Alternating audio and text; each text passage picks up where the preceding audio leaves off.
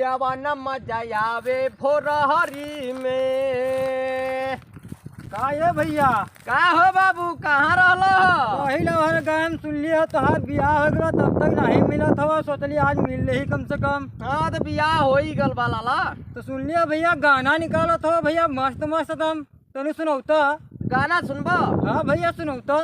कहीं दूसरे का ना, हम अपना घर में के खिस्सा सुनावतानी। ठीक बा सुनावा। अच्छा नहीं खाने तो देली खियाई हो दादा, अरे आई हो दादा, अरे आई हो दादा, मेहरी मिलल बिया हमारा बलाई हो दादा, आई हो दादा, अरे आई हो दादा, मेहरी देली हमरा खिया के अब पा